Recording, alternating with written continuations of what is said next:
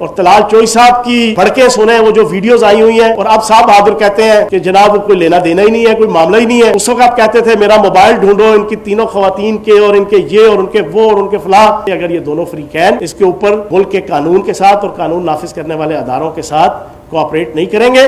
تو پھر جو میں نے دفعات آپ کو بتائی ہیں اس کے مطابق جو ہے وہ کارروائی ہوگی۔ ٹوانا ہے جو اس خاتون کا بھائی ہے، اور یہ اس اندر ایم این اے صاحبہ کے گھر کے اندر وہ گراج ہے جہاں پہ یہ ساری چیز ہو رہی ہے۔ اب شام کو نون لیگ کی قیادت اور خصوصاً بیگم صفدر امان صاحبہ نے اپنے اس خاص پپٹ کو بچانے کے لیے اور اپنی اس رسوائی اور جگ ہسائی کہ جو ان کی کھاتے میں آ رہی تھی اس کو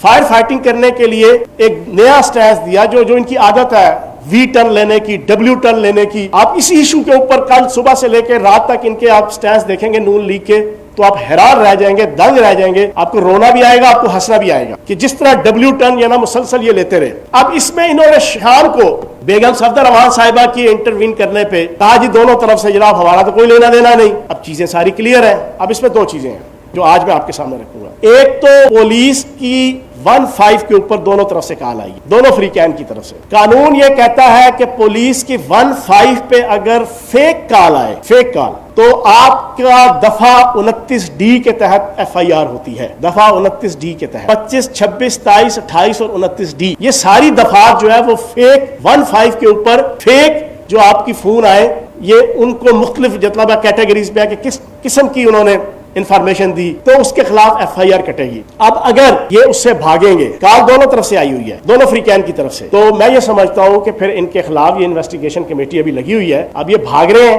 دونوں طرف سے، پاکستان کی عزت لٹانے کے بعد، پاکستان کی سیاسی ورکر اور سیاسی لیڈرشپ کی عزت داؤ پہ لگانے کے بعد، نون لیگ کی سیاست کا جنازہ نکالنے کے بعد، اب یہ طلال چوئی صاحب اور ان کے اوپر اسپیشلی بیگم صفدر امان صاحبہ یہ مل کے اس کو نل اینڈ وائٹ کرنے کی کوشش کر رہے ہیں۔ میں یہ سمجھتا ہوں کہ یہ اس طریقے سے نل اینڈ وائٹ نہیں ہوگا۔ آج وہ یہاں تک پہنچا ہے کہ اپنی ہی پارٹی کی اپنی ہی خاتون ایم این اے جو انتہائی ریسپیکٹیبل اور بینگ اے پارلیمنٹیرین، میں بتا دوں کہ ہر پارلیمنٹیرین کی ایک آئین کے اندر پراپر ڈیفائنڈ ہے ان کی عزت، وقار، پروٹوکول، ان کی ہر چیز۔ تو میں یہ سمجھتا ہوں کہ پاکستان کے جتنے پارلیمنٹیرین ہیں اس وقت تقریباً 1200-1300، یہ ان تمام کی عزت کے اوپر حملہ کیا ہے اس طلال چودھری نے، اور یہ بنیادی طور پہ اپنی لیڈرشپ خصوصاً بیگم صفدر امان صاحبہ جو اس کو 4 سال سے پال رہی تھیں دوسروں کے اوپر جو ہے نا وہ عزتیں اچھالنے کے لیے، اس نے یہ ساروں کے اوپر حملہ کیا ہے، اور اس کو اتنا ایزیلی جو ہے وہ سپیئر نہیں کیا جائے گا۔ اس کی انویسٹیگیشن ہوگی۔ ابھی دونوں فریقین بھاگ رہے ہیں، ASP صاحب کی قیادت میں ایم این اے صاحبہ کے گھر بھی گئے پولیس والے، وہ بھی تھوڑا سا اب جو ہے وہ بیگم صفدر امان صاحبہ کے پریشر کے اوپر اور نون لیگ کی قیادت کے پریشر کے اوپر جناب وہ اوائڈ کر رہے ہیں۔ اور طلال چوئی صاحب کی بھڑکیں سنیں وہ جو ویڈیوز آئی ہوئی ہیں، اور اب صاحب بہادر کہتے ہیں کہ جناب وہ کوئی لینا دینا ہی نہیں ہے، کوئی معاملہ ہی نہیں ہے۔ اس وقت آپ کہتے تھے میرا موبائل ڈھونڈو ان کی تینوں خواتین کے، اور ان کے یہ اور ان کے وہ اور ان کے فلاں،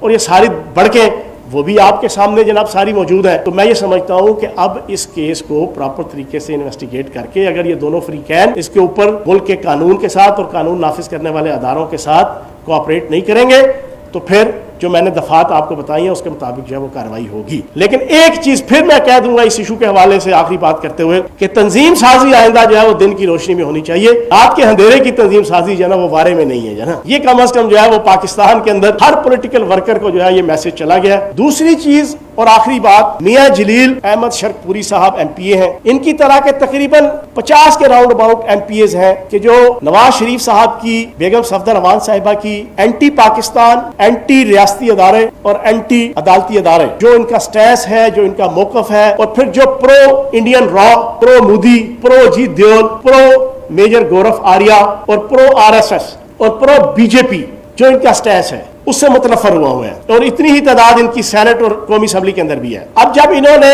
الطاف حسین پارٹ 2 نے تقریر کی، اس کے بعد اگلے دن ٹویٹ کرتے رہے، اور ابھی تک وہ مرض بڑھتا گیا، جو دوا کی مزداق اس ایشو کے اوپر جو بول رہے ہیں، نون لیگ کی اپنی لیڈرشپ اور اپنے MPs MNAs ان کے اندر غم اور غصے کی لہر جو ہے وہ آنا شروع ہو گئی ہے۔ میں آئینی اور قانونی نقطہ ایک سامنے رکھ دوں گا کہ آئین اور قانون کے اندر نون لیگ کی جو الیکشن کمیشن میں رجسٹرڈ پارٹی کا جو صدر ہے وہ شہباز شریف صاحب ہے، اسی طریقے سے صوبائی صدر کوئی اور صاحب ہے۔ نواز شریف صاحب کا الیکشن کمیشن کے کاغذوں میں as a registered party Noon League کوئی نام کوئی تذکرہ نہیں ہے، کیونکہ وہ ایک مجرم ہے۔ وہ پاکستان کی اعلیٰ عدالتوں سے تاحیات اور واحیات نااہل ہوئے ہیں۔ ان کے موقف سے کوئی ڈینائی کرتا ہے، کوئی نون لیگ کا سینیٹر، کوئی نون لیگ کا ایم این اے، کوئی نون لیگ کا ایم پی اے، 1% بھی کوئی ڈیفیکشن کلاس، کوئی پارٹی پالیسی کی مخالفت، کوئی پارٹی پالیسی کی وائلیشن، کوئی پارٹی پالیسی سے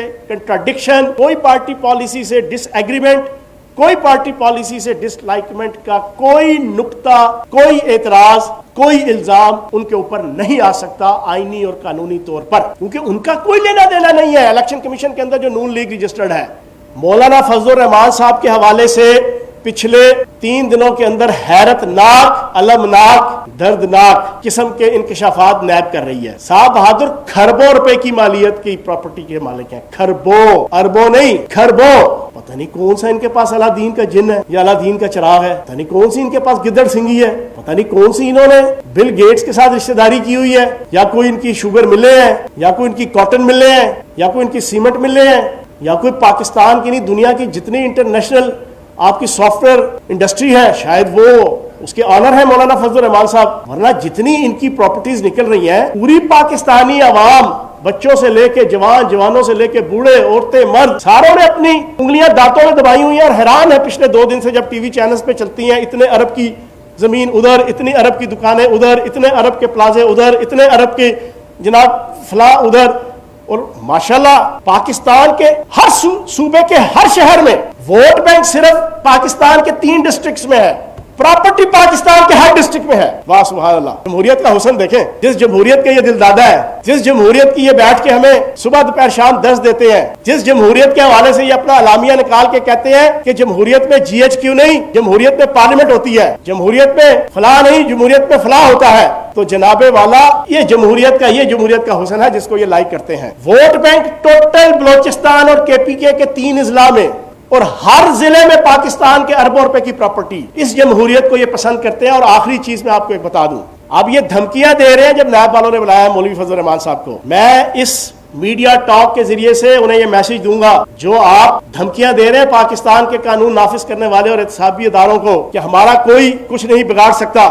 ہمیں کوئی بلائے گا تو ہم اتنے ہزار جانثار لے کر آئیں گے، میں انہیں آصف علی زرداری صاحب کی مثال دوں گا۔ پاکستان کے میڈیا کے بھی سارے دوست بیٹھے ہیں اور پوری پاکستانی قوم سن رہی ہے۔ ایگزیکٹ آج سے 4 سال 3.5 سال پہلے زرداری صاحب نے پاکستان کے ایک لیڈنگ ٹی وی چینل کے ایک اینکر کو انٹرویو دیتے ہوئے جب اس نے پوچھا کہ آپ کو احتساب کے شکنجے میں لایا جائے گا تو کیا فرعونیت، کیا نمرودیت اور کیا یزیدیت، کیا نخوت اور کیا غرور اور کیا تکبر تھا ان کے اس لب و لہجے میں، انہوں نے کہا کس کی ہمت ہے کہ جو میرے پہ ہاتھ ڈالے۔ اسی آصف علی زرداری صاحب نے کہا تھا آج شام کو جب یہ ساری کوریج چلائیں گے ٹی وی چینل، ذرا وہ ساتھ اس لیڈنگ ٹی وی چینل کے ذرا اس اینکر کا کلپ دکھائیے گا، جب اس نے پوچھا اس نے کہا کس کی ہمت ہے جو میرے پہ ہاتھ ڈالے۔ آج اسٹریچر کے اندر اور ویل چیئر کے اندر اور لاٹھی پکڑ کے پاکستان کی عوام کے لیے نشان عبرت بنے ہوئے ہیں۔ عزت اور ذلت کے فیصلے زمینوں پہ نہیں آسمانوں پہ ہوتے ہیں، ایک چوری اوپر سے سینہ زوری، یہ عجیب تماشا ہے۔ تو جناب اللہ پاک کی ذات بڑی ہے، زبردستی کا تعلق اور رشتہ جائز ہو یا ناجائز ہو وہ اللہ کو پسند نہیں ہے، اور پھر ڈھڑائی اور زبردستی کے ساتھ کرپشن، گناہ اور جرم وہ بھی اللہ پاک کو پسند نہیں ہے۔ تو مولانا فضل الرحمان صاحب اس غلط فہمی اور خوش فہمی سے نکل آئے کہ قانون کے ہاتھ آپ تک نہیں پہنچ سکتے۔ تو مولانا فضل الرحمان صاحب اب آپ کو پورا ہنس کے نیب کی اور احتسابی اداروں کی کارروائی کے اندر شامل تفتیش ہونا پڑے گا، اور جو کچھ آپ نے پچھلے 40 سالوں میں بما اہل و عیال کمایا ہے اس کا جواب انشاءاللہ آپ کو دینا پڑے گا۔